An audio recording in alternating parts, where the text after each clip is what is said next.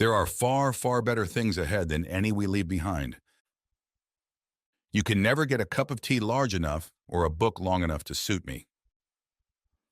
I believe in Christianity as I believe that the sun has risen, not only because I see it, but because by it I see everything else. Love is not affectionate feeling, but a steady wish for the loved person's ultimate good as far as it can be obtained.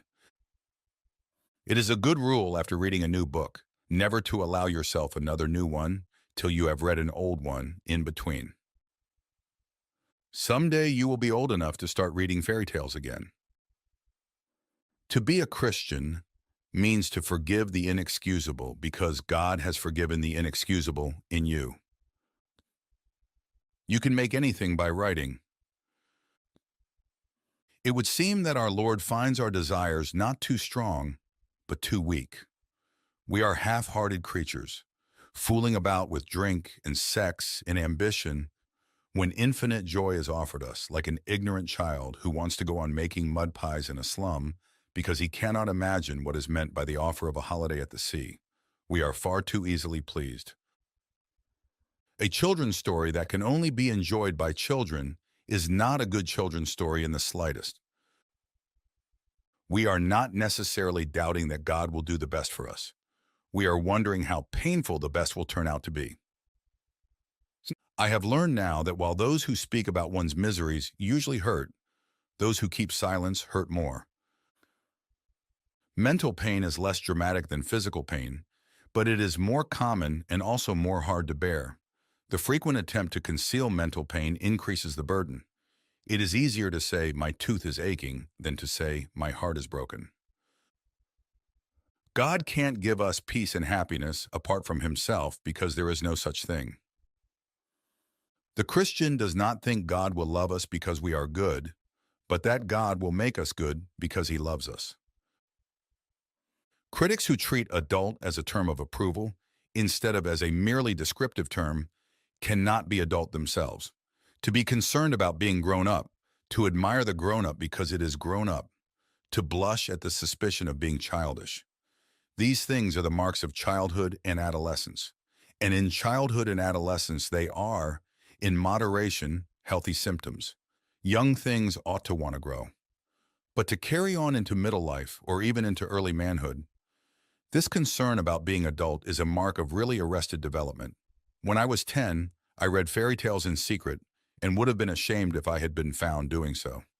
Now that I am 50, I read them openly. When I became a man, I put away childish things, including the fear of childishness and the desire to be very grown up. I can't imagine a man really enjoying a book and reading it only once. Love is something more stern and splendid than mere kindness. Education without values, as useful as it is, seems rather to make man a more clever devil. What you see and what you hear depends a great deal on where you are standing. It also depends on what sort of person you are. If you look for truth, you may find comfort in the end. If you look for comfort, you will not get either comfort or truth, only soft soap and wishful thinking to begin, and in the end, despair. Crying is all right in its way while it lasts, but you have to stop sooner or later, and then you still have to decide what to do. We meet no ordinary people in our lives. My argument against God was that the universe seemed so cruel and unjust. But how had I got this idea of just and unjust? A man does not call a line crooked unless he has some idea of a straight line. What was I comparing this universe with when I called it unjust? If we find ourselves with a desire that nothing in this world can satisfy, the most probable explanation is that we were made for another world. Eating and reading are two pleasures that combine admirably. Things never happen the same way twice. The great thing to remember is that though our feelings come and go, God's love for us does not. I think that if God forgives us, we must forgive ourselves. Otherwise, it is almost like setting up ourselves as a higher tribunal than Him. Imagine yourself as a living house. God comes in to rebuild that house. At first, perhaps, you can understand what He is doing. He is getting the drains right and stopping the leaks in the roof and so on. You knew that those jobs needed doing, and so you are not surprised. But presently he starts knocking the house about in a way that hurts abominably and does not seem to make any sense. What on earth is he up to? The explanation is that he is building quite a different house from the one you thought of, throwing out a new wing here, putting on an extra floor there, running up towers, making courtyards. You thought you were being made into a decent little cottage, but he is building a palace. He intends to come and live in it himself. Atheism turns out to be too simple. If the whole universe has no meaning, we should never have found out that it has no meaning. Even in literature and art, no man who bothers about originality will ever be original. Whereas if you simply try to tell the truth, without caring tuppence how often it has been told before, you will 9 times out of 10 become original without ever having noticed it. Courage, dear heart. Pain insists upon being attended to. God whispers to us in our pleasures, speaks in our consciences, but shouts in our pains. It is his megaphone to rouse a deaf world. Don't use words too big for the subject. Don't say infinitely when you mean very. Otherwise, you'll have no word left when you want to talk about something really infinite. Miracles are a retelling in small letters of the very same story which is written across the whole world in letters too large for some of us to see. The future is something which everyone reaches at the rate of 60 minutes an hour, whatever he does, whoever he is. You never know how much you really believe anything until its truth or falsehood becomes a matter of life and death to you.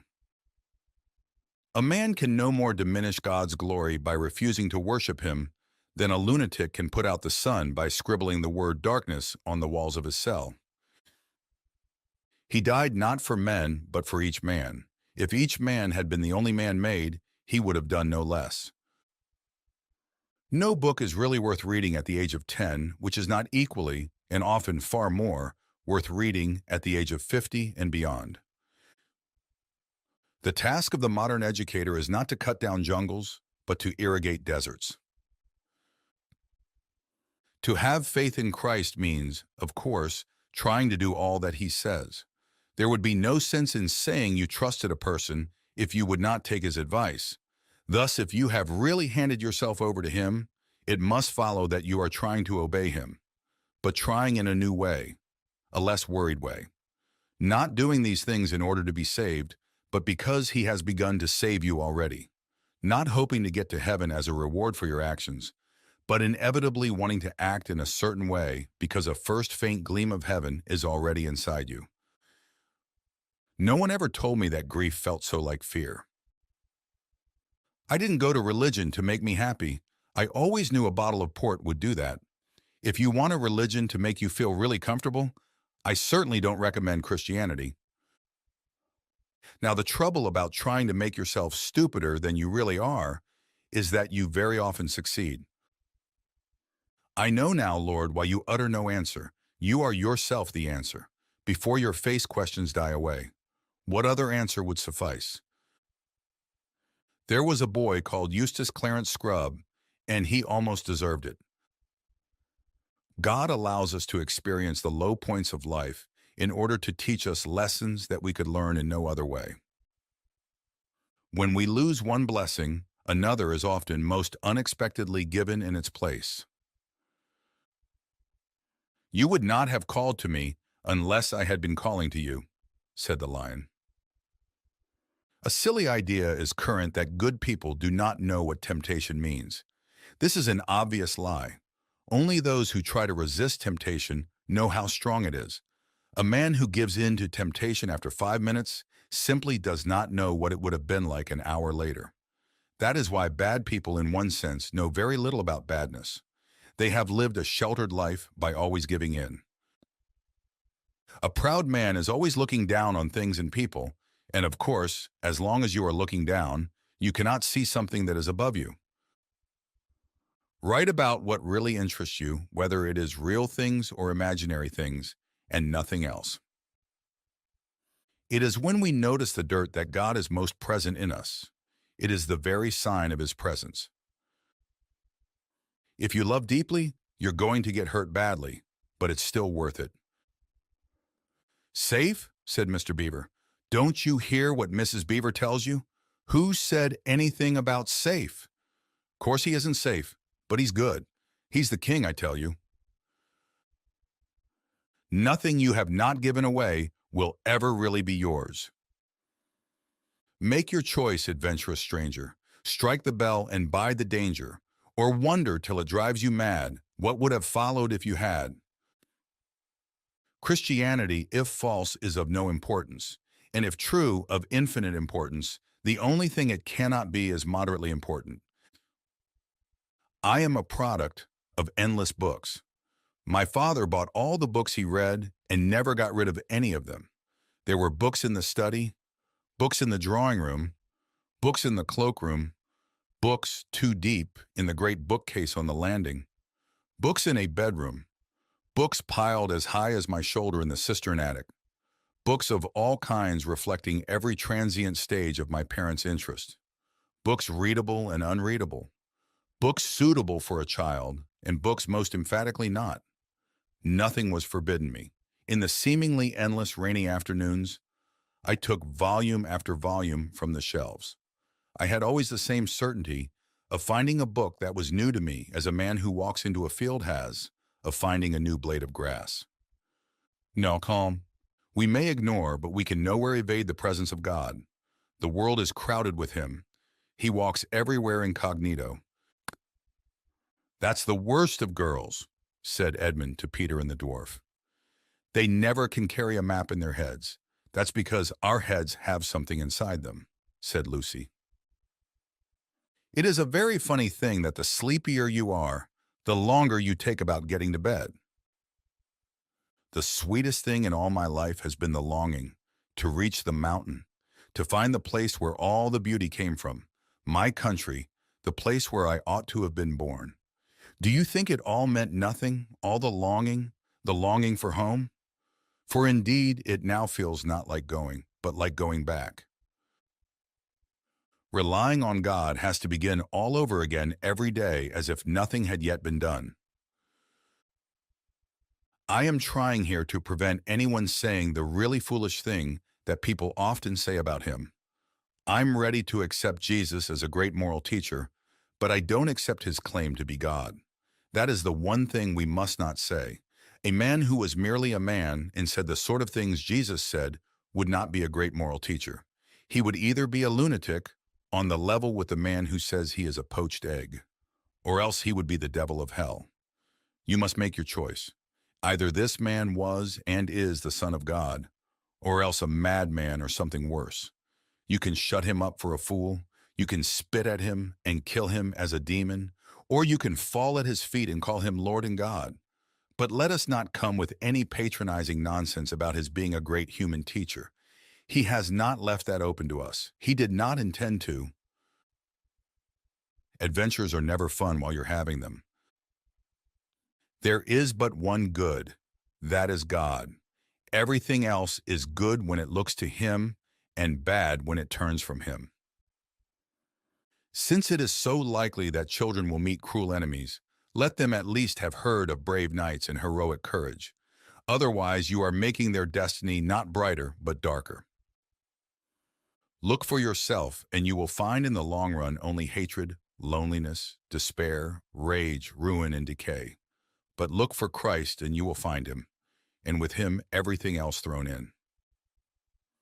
Courage is not simply one of the virtues, but the form of every virtue at the testing point, which means at the point of highest reality. The more we let God take us over, the more truly ourselves we become, because he made us. He invented us. He invented all the different people that you and I were intended to be. It is when I turn to Christ, when I give up myself to his personality, that I first begin to have a real personality of my own. You come of the Lord Adam and the Lady Eve, said Aslan, and that is both honor enough to erect the head of the poorest beggar and shame enough to bow the shoulders of the greatest emperor on earth. Be content. Do not dare not to dare. We were promised sufferings. They were part of the program. We were even told, "Blessed are they that mourn," and I accepted. I've got nothing that I hadn't bargained for. Of course, it is different when the thing happens to oneself, not to others. And in reality, not imagination. Give up yourself and you will find your real self. Lose your life and you will save it. Submit to death, death of your ambitions and favorite wishes every day, and death of your whole body in the end. Submit with every fiber of your being, and you will find eternal life. You may have noticed that the books you really love are bound together by a secret thread. You know very well what is the common quality that makes you love them, though you cannot put it into words. But courage, child, we are all between the paws of the true Aslan. Do not let us mistake necessary evils for good.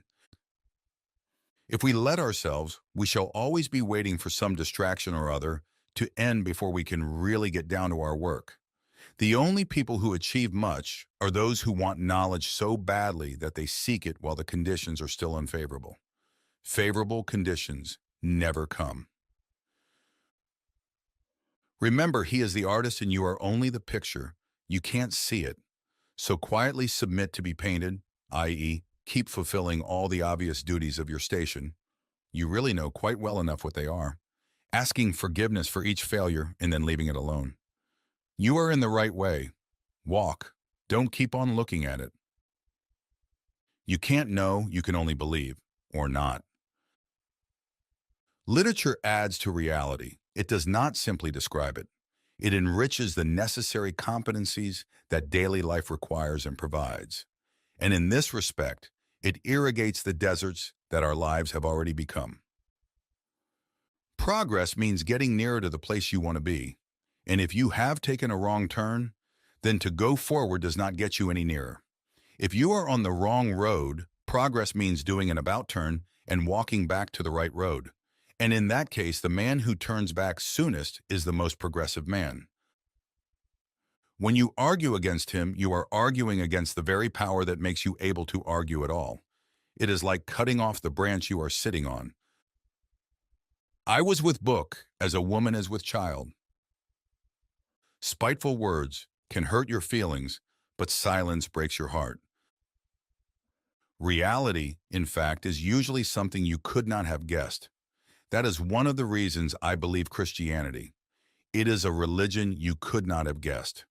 If it offered us just the kind of universe we had always expected, I should feel we were making it up. But in fact, it is not the sort of thing anyone would have made up. It has just that queer twist about it that real things have. So let us leave behind all these boys' philosophies, these oversimple answers. The problem is not simple, and the answer is not going to be simple either. Pride gets no pleasure out of having something, only out of having more of it than the next man. It is the comparison that makes you proud, the pleasure of being above the rest. Once the element of competition is gone, pride is gone. A young man who wishes to remain a sound atheist cannot be too careful of his reading. The mold in which a key is made would be a strange thing if you had never seen a key, and the key itself a strange thing if you had never seen a lock. Your soul has a curious shape because it is a hollow made to fit a particular swelling in the infinite contours of the divine substance, or a key to unlock one of the doors in the house with many mansions. Your place in heaven will seem to be made for you and you alone, because you were made for it. Made for it stitch by stitch as a glove is made for a hand. Gratitude looks to the past and love to the present. Fear, avarice, lust, and ambition look ahead. The death of a beloved is an amputation. It was when I was happiest that I longed most. The sweetest thing in all my life has been the longing to find the place where all the beauty came from. Experience, that most brutal of teachers. But you learn, my God, do you learn? I never exactly made a book. It's rather like taking dictation. I was given things to say. God will not be used as a convenience. Men or nations who think they can revive the faith in order to make a good society might just as well think they can use the stairs of heaven as a shortcut to the nearest chemist's shop. And as he spoke, he no longer looked to them like a lion. But the things that began to happen after that were so great and beautiful that I cannot write them. And for us, this is the end of all the stories, and we can most truly say that they all lived happily ever after. But for them, it was only the beginning of the real story. All their life in this world and all their adventures in Narnia had only been the cover and the title page. Now at last they were beginning chapter 1 of the great story which no one on earth has read, which goes on forever, in which every chapter is better than the one before. Everyone thinks forgiveness is a lovely idea until he has something to forgive. Wrong will be right when Aslan comes in sight. At the sound of his roar, sorrows will be no more. When he bares his teeth, winter meets its death. And when he shakes his mane, we shall have spring again. Child, to say the very thing you really mean, the whole of it, nothing more or less or other than what you really mean. That's the whole art and joy of words.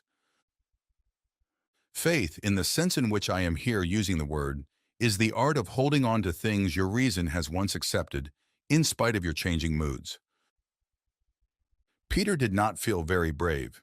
Indeed, he felt he was going to be sick, but that made no difference to what he had to do. I remember Christian teachers telling me long ago that I must hate a bad man's actions, but not hate the bad man. Or as they would say, hate the sin, but not the sinner. I used to think this a silly, straw-splitting distinction. How could you hate what a man did and not hate the man? But years later it occurred to me that there was one man to whom I had been doing this all my life, namely myself. However much I might dislike my own cowardice or conceit or greed, I went on loving myself. There had never been the slightest difficulty about it. In fact, the very reason why I hated the things was that I loved the man.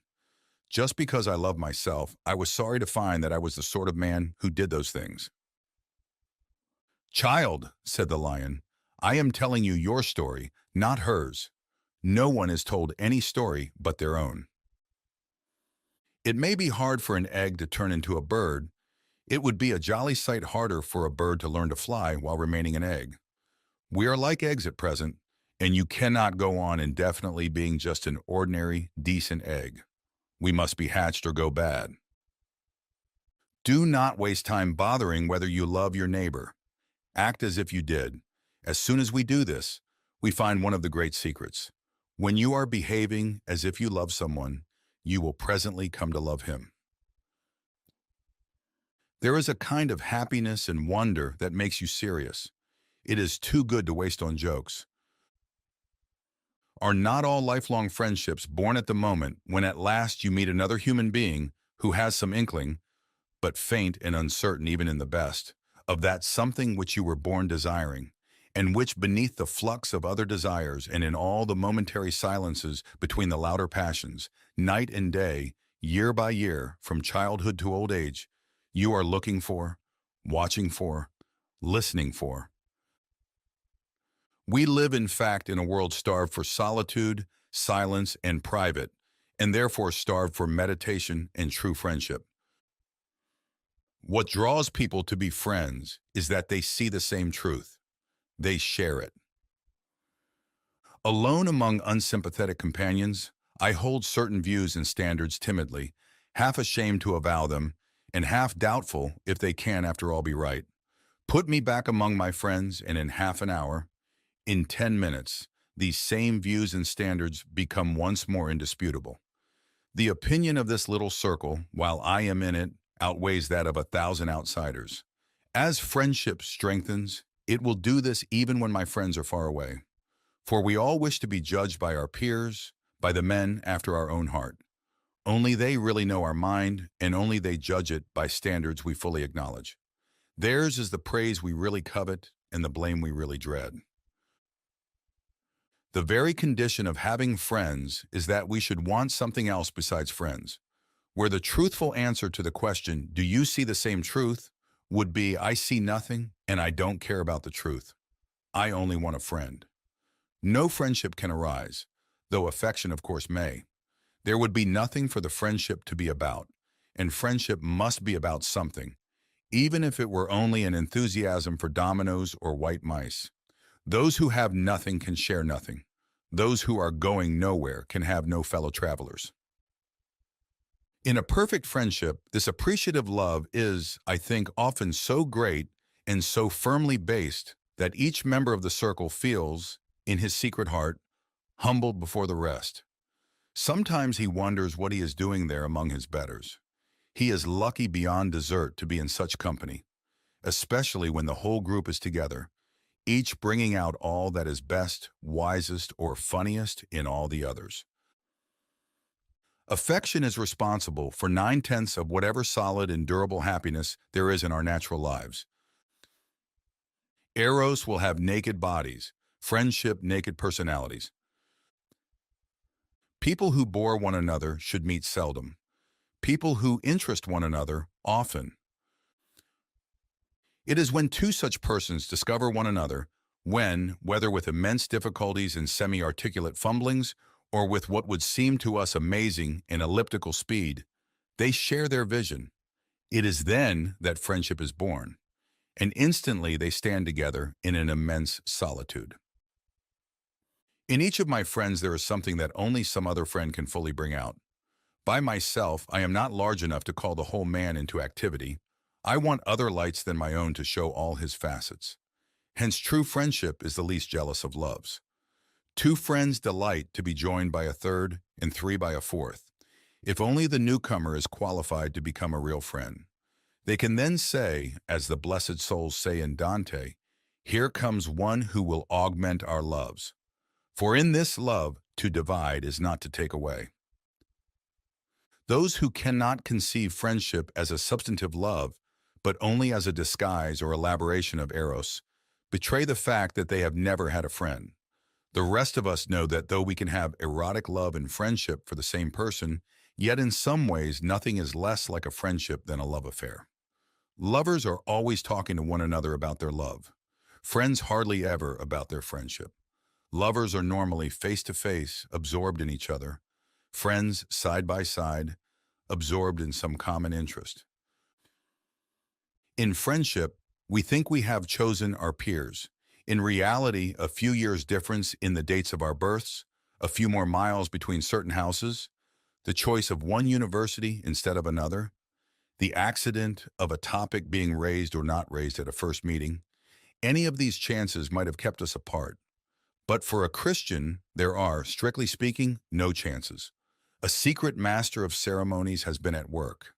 Christ, who said to the disciples, "Ye have not chosen me, but I have chosen you," can truly say to every group of Christian friends, "Ye have not chosen one another, but I have chosen you for one another."